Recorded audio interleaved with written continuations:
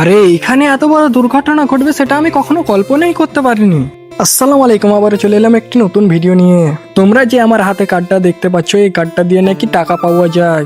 তার জন্য আমি চলে গেলাম এটিএম এ এসে দেখবো আমি এই টাকাগুলো পাচ্ছি কিনা। আমি এটিএম এ চলে এসেছি, এখন যাব আমি এটিএম এর ভিতরে।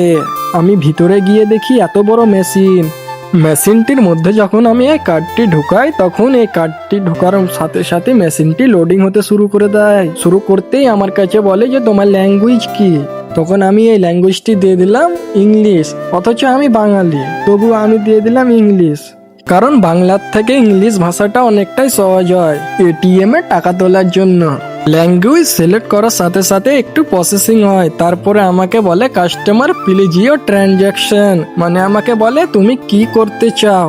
তখন আমি উইথড্রলে ক্লিক করে দিলাম, আমি পয়সা বের করতে চাই। উইথড্রলে ক্লিক করার সাথে সাথে এরকম একটি পেজ খুলে গেল। এখন আমাকে বলছে যে তুমি কয় টাকা নিতে চাও। তখন আমি আমার অ্যামাউন্টটা দিয়ে দিলাম।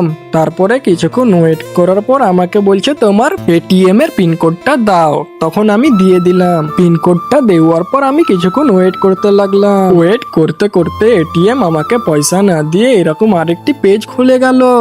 পেজটিতে লেখা রয়েছে your transaction has been declined, incorrect PIN. তো এখানে বলছে তোমার পিন নম্বরটা ভুল ছিল, তাই আমি এটিএমটাকে বের করে নিলাম। বের করার পরে আবারও আমি এটিএম এর মধ্যে এটিএমটিকে ভরে দিলাম। ভরে দেওয়ার পরে আমি পুরো প্রসেসটা কমপ্লিট করলাম। এখন আসবে আমার টাকাটা।